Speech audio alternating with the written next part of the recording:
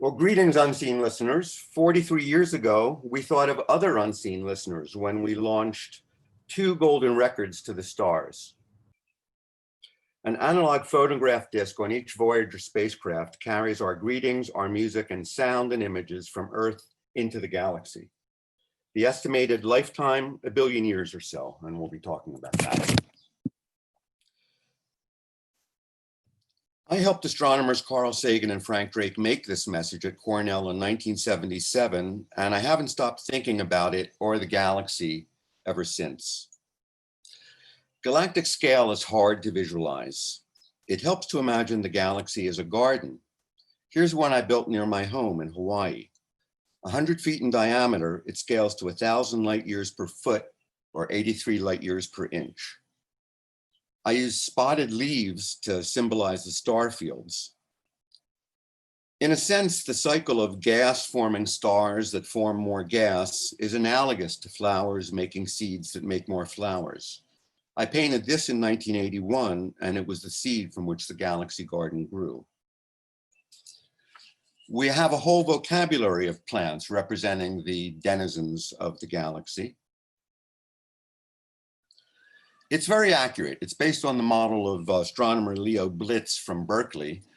You can see the spiral arm structure. Here's the Sagittarius arm and the Perseus arm, and this little arm here is the Cygnus arm. Trees represent globular clusters. At the center is a fountain representing a black hole with an event horizon and a jet. Out in the Orion arm, my daughter points to one fairly ordinary leaf in the Orion arm. And you see that on it are some small jewels and a golden ball. These represent the sun and the nearby stars, scaled to distance. Almost all the stars we see with the naked eye are on our leaf. And looking down at the leaf and then looking at the rest of the garden provides an aha moment about galactic scale for almost everyone. We get a lot of visitors, and a lot of astronomy can be taught through the garden, including some lessons in SETI. I ask people, who thinks our leaf is the only one with intelligent life? Nobody thinks that.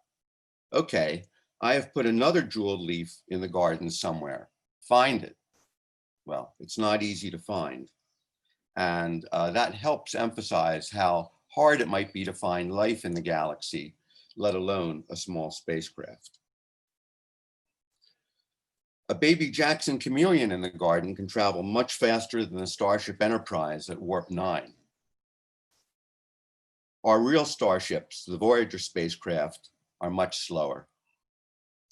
Half my life has passed, and the Voyagers are just barely out of the solar system. It will take millennia just to get off our leaf. Here's a representation of the galaxy I made as a poster for Astronomy magazine, working again with Leo Blitz and with other astronomers to update the information. For example, here are the 1% of the exoplanets discovered by Kepler.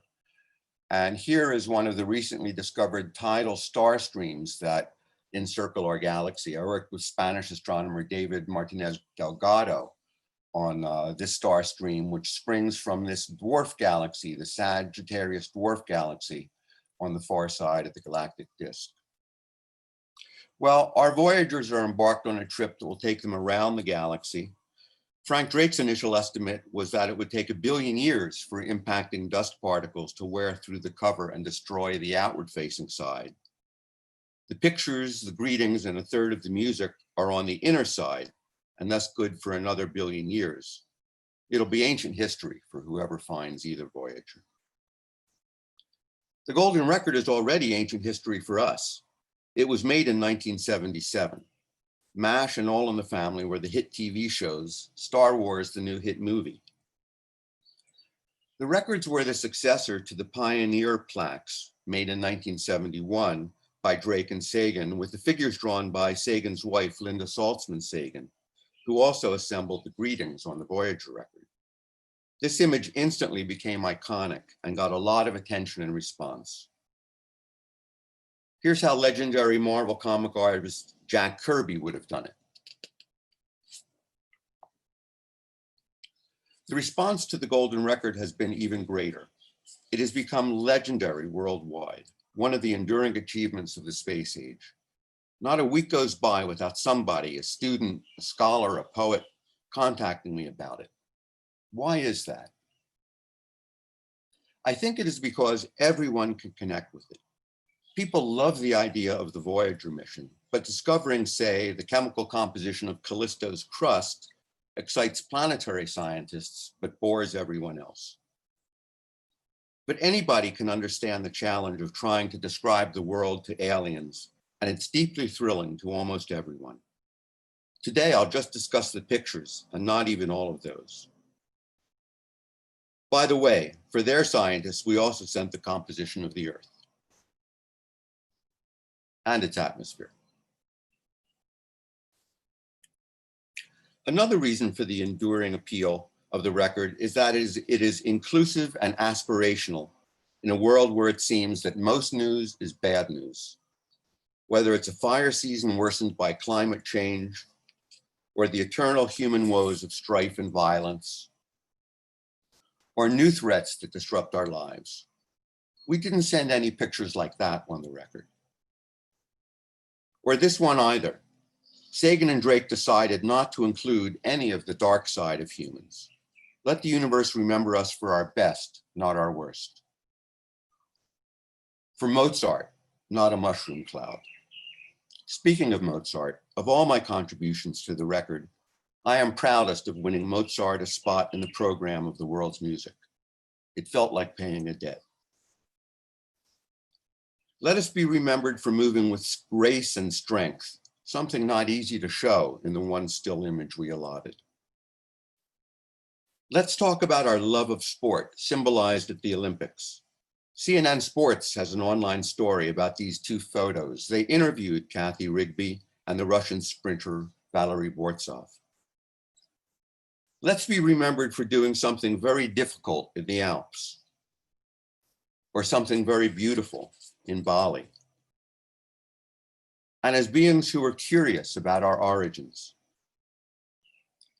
Frank Drake figured out a way to record video signals on an analog disc, and my cover diagram shows how the pictures are to be reconstructed. Our job was to make a picture message from Earth. Frank thought up the idea of the record in the first place, but why me? Well, my artwork had often involved SETI themes, and it was that first brought me together with Carl and Frank. Carl and I had worked together since 1973 in a sort of Gilbert and Sullivan collaboration. He provided the ideas that inspired me. I provided artwork that inspired him. Carl also knew about my work for the Canadian Broadcasting Corporation, where I did a lot of sound montage in documentary radio programs. You can hear some of my radio work in the Memories of Mars video in the movie section of this DPS. Carl first asked for my advice on the sound contents of the disc. We had talked for years about the potential role of music in interstellar communication. The overtone series of a vibrating string is universal. Maybe music based on these harmonics is universal too. In these two Golden Record photos, I tried to show what music is and how we write it down. This image is followed by the sound of the quartet playing the measures shown. That's one way we teach ET how to read. Here's another. Books are pretty important to humans. MIT's Philip Morrison suggested showing the page where Newton diagrams how to launch a cannonball into orbit.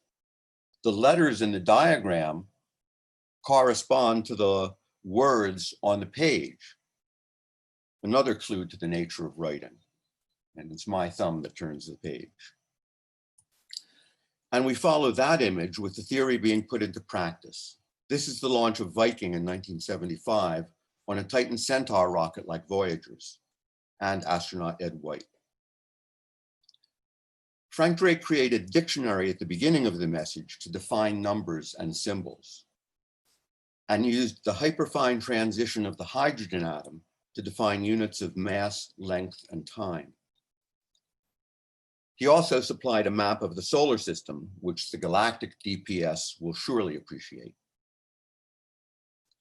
I made a diagram attempting to define atoms graphically and by their atomic number, then using the atoms to depict the 4 nucleotide bases of DNA, which I then positioned in the double helix of Earth's signature molecule, with an example provided at a different scale showing DNA replicating during cell division.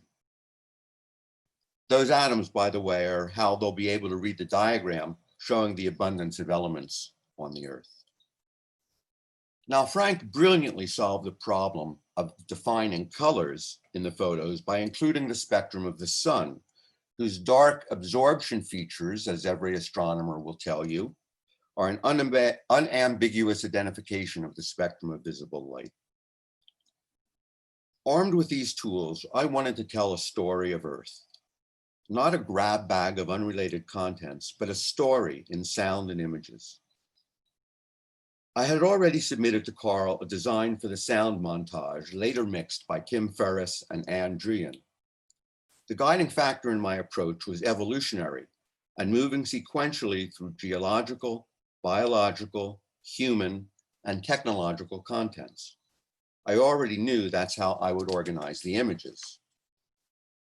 We wanted to describe our world in the 100 or so images we had available, a coherent story that paralleled in books and that paralleled what we were showing in the sound montage.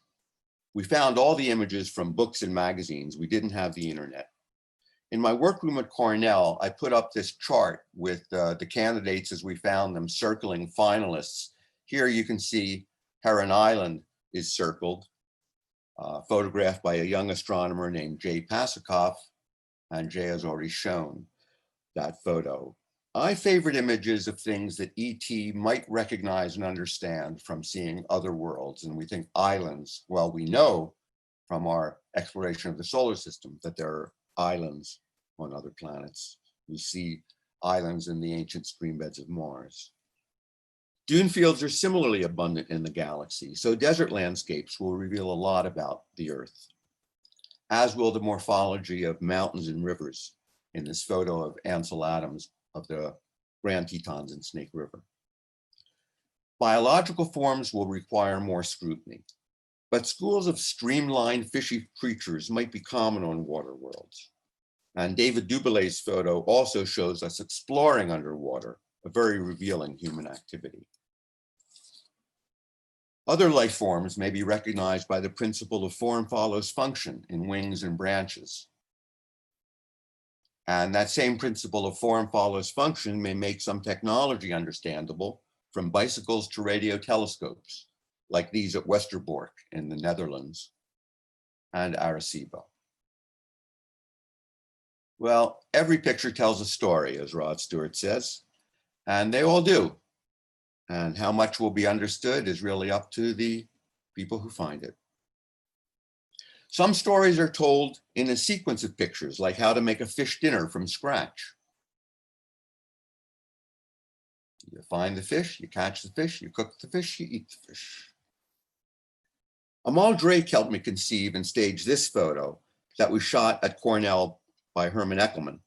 It shows how we eat and drink, which seemed very important, though nobody thought we should show how we excrete. Here's our never before seen first attempt. We changed the white bread to toast for contrast and had a bite out of it for clarity. Well, Val took a bite out of the sandwich, and George Halu had a remarkable capacity for water, and Wendy Gradison stuck to her favorite flavor, coffee. And these Cornell scientists showed that humans survive on bread, water, and ice cream. There were other repeated motifs I built in throughout, for example, to emphasize our vision and hand-eye coordination in performing tasks. Here we showed a universal quandary, perhaps an interstellar joke at the expense of this polar expedition. If aliens have physics, do they have humor? I drew silhouettes of several photographs to help ET understand what we want them to look at, how to separate the figure from the background. We could also add units and numbers to supply additional information. The sizes here, for example, verify that our vision sees things in perspective. Here's another example with Nina Lean's portrait of a Midwestern American family, 5 generations if you count the portraits on the walls. Well, we finished our message and NASA launched it into space and into global legend. Here's an exhibit on a hiking trail in the Alps, I guess because we had an alpine picture. When it was over, I went back to making radio programs for the CBC and working with Carl Sagan on projects like Cosmos, where we had to paint planet and moon models virtually as they were being revealed by Voyager. I painted this little Callisto literally the day after Voyager had sent down the first picture of it. And then we worked together until Contact, which we were working on when he died in 1996. He never saw that now famous opening animation sequence I designed, going from Earth to the edge of the universe. In 1987, I moved to the Big Island and began working with Mauna Kea observatories, especially Gemini, helping their astronomers envision what they observed. In 2008, I built my first galaxy garden in Kona. Others followed in Delaware and in the Spanish city of Pamplona. I love seeing kids learn about their home galaxy. I've even sent other message disks into space, this time to Mars aboard Phoenix. Visions of Mars is a gift of the imagination for our possible human descendants on Mars centuries from now. And I helped design these sundials on 3 of our marvelous, incredible NASA rovers. These sundials also carry messages to the future humans of Mars. But compared to Voyager, even these messages to our descendants seem as homey and close as a birthday card. Well, Frank Drake and I were invited to put our knowledge of the golden record to another use, helping to design a 10,000-year warning marker for a nuclear waste site 2,000 feet below the desert in New Mexico. Communicating with aliens seemed like the only analog to communicating with humans 10,000 years from now. But nothing for me has touched the awe and romance of Voyager's missions. We never knew when we made it that the records would ride aboard such amazing, heroic explorers. Almost from the start, it appeared in popular culture, in movies and TV shows. The Kronos Quartet incorporated the golden record in their Sun Rings piece. In Finland, I was given a cake with my billion-year cover drawing. And last year brought some wonderful Christmas cookies. Even requests to use the art as a tattoo. Here's a display of the Pioneer plaque and golden record made by a 7-year-old who was inspired by the projects to become a scientist studying Voyager. And you'll hear from him a little later. And 43 years later, they're still making movies about the Voyager record. I guess that V stands for Voyager. But the best description of the project is the documentary The Farthest, which you will see online during this DPS. I'll be speaking to Emer Reynolds, the film's director, in a little bit. Voyager has bookended my life from launch until the 40th anniversary in 2017, and it's still going strong. The golden record was such a hit with everyone, I thought we should do it again if we had the chance. But New Horizons, Earth's 5th starship, was launched without any such message. So I proposed beaming up a digital one to its computer memory. It could last 1,000,000 years if done right. This could be a golden record 2.0, but crowdsourced. So instead of a few people picking the contents, the whole world could. NASA and the mission first said yes, offering 1% of the memory. Then they changed their mind. I don't know why. They could still do it. But it just stresses how unlikely it was that we got away with making the golden record at all. Maybe we were just more positive about our future back in 1977, not to mention less afraid of aliens. The opposite of history is prediction, so I'd like to end with a prediction about the fate of the Voyagers. For millions of years, the spacecraft will circle the galaxy in sinuous orbits based on the work of Nick Oberg, who made that display. The record will probably survive multiple trips around the center. The biggest erosional factor is whether the spacecraft will be passing through any of the dust clouds in the galactic disk. The rate of impacts will greatly increase while the spacecraft is inside such a cloud, and if that happened, it would severely reduce the lifetime. Eventually, the records in the spacecraft will be shredded as the galaxy clusters merge and contract into enormous supergalaxies 100 billion years from now. The diamond stylus that we packed inside with each record to play it will survive even after these supergalaxies burn out. We should have put a message on that. Well, I can't leave you out there at the cold end of time, so we'll gently come back to Earth. If you'd like to hear this talk again or have me present it to your group or learn more about the projects here, please contact me. And I invite you all to my upcoming online exhibition as part of the 40th anniversary of Cosmos celebration at the very fine Museo de la Ciencia El Cosmos in Tenerife. Thank you.